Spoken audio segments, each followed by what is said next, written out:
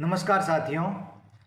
आज बात करते हैं मेन रिजर्वायर चार्जिंग सर्किट के बारे में, यानी कि एमआर चार्जिंग सर्किट कैसे काम करता है और कहाँ कहाँ कौन कौन से एमआर का प्रेशर जाता है। इसको हम पॉइंट वाइज सभी आज देखते हैं। तो यहाँ देख रहे हैं हम CP1, CP2, CP3 तीन कंप्रेसर लगे हुए हैं।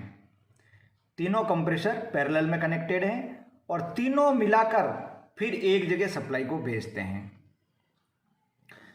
Compressor number 1, compressor number 2, compressor number 3, हर एक कंप्रेसर का एक एक VEUL वाल्व लगा हुआ है। ये देखो, electro valve for unloading, unloader को ऑपरेट करने वाले इलेक्ट्रो वाल्व लगे हुए हैं यहाँ पे।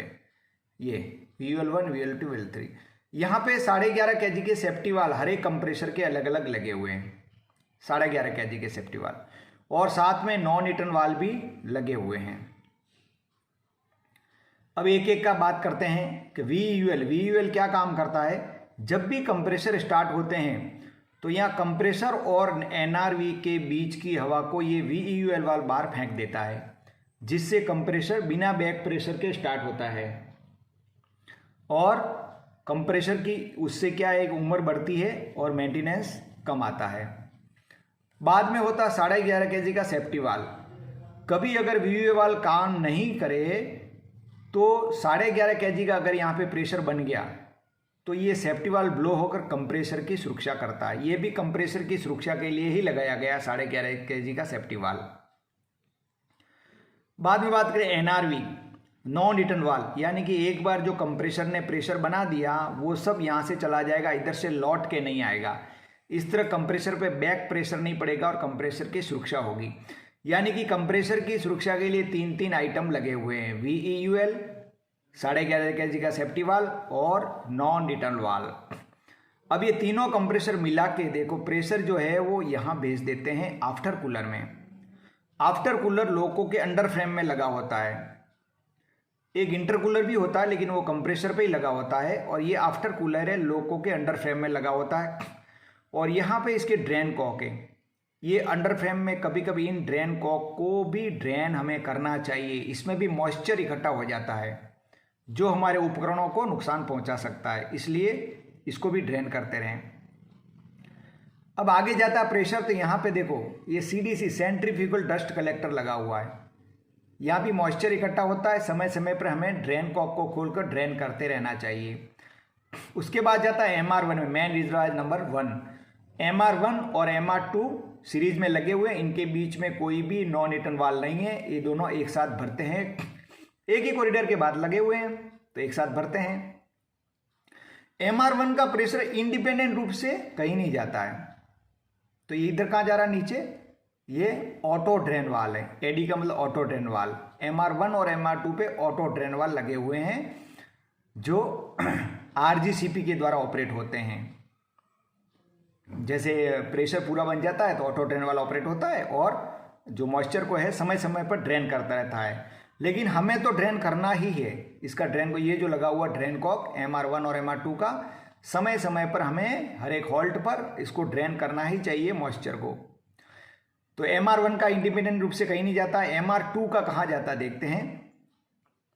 MR2 का प्रेशर जाता है, एक तो 10.5 kg का सेफ्टी वाल्व। जब भी MR में प्रेशर बढ़कर 10.5 kg हो जाएगा, ये सेफ्टी वाल्व ब्लो होकर सेफ्टी करेगा MR की।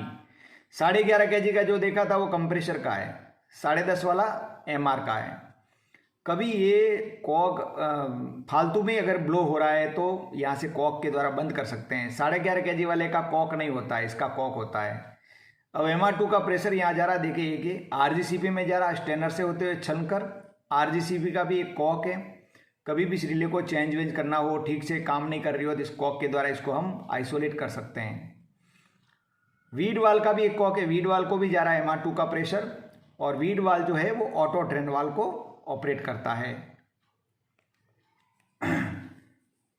अब आगे बढ़ते हैं। यहाँ पे एक नॉन रिटर्न वाल्व और भी लगा हुआ है। MR2 और MR3 के बीच में एक नॉन रिटर्न वाल्व लगा हुआ है और यहाँ पे एक एयर ड्रायर लगा हुआ है। एयर ड्रायर क्या काम करता है, हवा को सुखा कर भेजता है। ये एयर ड्रायर में कोई भी हीटर नहीं है, ये एक केमिकल प्रोसेस होता है अंदर ही अंदर, उस केमिकल के द्वारा जो है मॉइस्चर को सोख लिया जाता है और आगे जो सूखी हवा होती है वो भेज दी जाती है। कभी कभी क्या होता है, ये एयर ड्रायर जो है वो लीकेज मार देता है, तो लीकेज होता है तो फिर एमआर प्रेशर मेंटेन नहीं होगा, तो उस समय क्या करने का, हमको इन दोनों कॉक को बंद कर देते हैं, ए और बी को बंद कर देते हैं, सी को खोल देते हैं, तो उसमें बिना एयर ड्रायर के प्रेशर आगे बढ़ेगा। एयर ड्रायर उसमें काम नहीं करेगा तो चलेगा। उसके बाद में आगे बढ़ते हैं तो MR3 को प्रेशर जाता है। MR3 का प्रेशर जो है एक तो कंट्रोल रिजर्वायर को जाता है। कंट्रोल रिजर्वायर लोको के अंडर फ्रेम में लगा हुआ, या एक नॉन हीटर वाल भी लगा हुआ।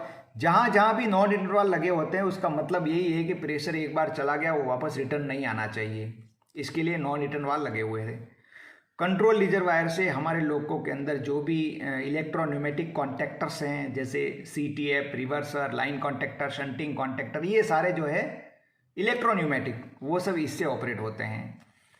और एक प्रेशर जाता है MR3 का C2A31 को, जो कि BP चार्जिंग के काम आता है।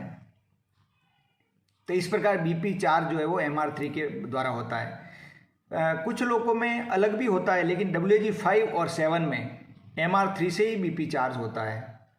उसके बाद में यहाँ नॉन हीटर वाल लगा हुआ है, और उसके बाद जो है MR4 में प्रेशर चला जाता है। MR4 का प्रेशर यहाँ से होता हुआ सीधा जाएगा, जितने भी अपने वाल्व लगे, न्यूमेटिक वाल्व, एक होता है इलेक्ट्रोन्यूमेटिक वाल्व, एक होता है न्यूमेटिक वाल्व, तो MR4 का प्रेशर जो है वो न्यूमेटिक वाल्व में जाएगा। कौन से pneumatic valve? A9, SA9, DV, ME2B, horn, centre, wiper वगैरह जितने भी हैं उसमें जाएगा। और यहाँ पे एक MR4 का COC भी लगा हुआ है। ये MR4 का COC हमेशा खुला होना चाहिए, क्योंकि MR4 का COC अगर खुला नहीं होगा तो A9 में प्रेशर नहीं जाएगा, A9 भी काम नहीं करेगा, BP प्रेशर चार्ज नहीं होगा वगैरह। जो ऑपरेटिंग प्रेशर है ना A9 में, वो MR4 से जाता है, और BP चार्ज करने के लिए जो है MR3 से जाता है। यहाँ पे ऑटो ड्रेन वाल के बारे में फिर से बता दूं, इस ऑटो ड्रेन वाल को ऑपरेट करने का काम वीड वाल करता है। उसका फुल फॉर्म ही ऐसा ही है, इलेक्ट्रो वाल फॉर ऑटो ड्रेन। ये वीड वाल कब ऑपरेट होता है?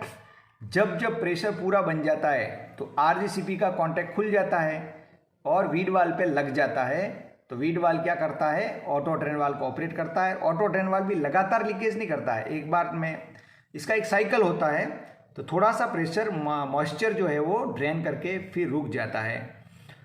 तो इस प्रकार ये MR का जो सर्किट है वो काम करता है, और MR के कौन कौन से MR का प्रेशर कहाँ कहाँ जाता है ये जाना हमने।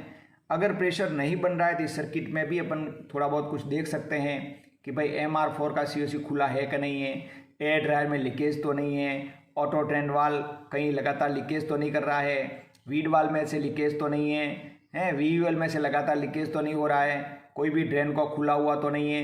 इन सब चीज़ों को हम देख सकते हैं अगर प्रेशर नहीं बनता है तो मैं आशा करता हूं कि ये वीडियो आपको पसंद आया होगा और मालूम पड़ा होगा कि MR का प्रेशर कहाँ कहाँ जाता है।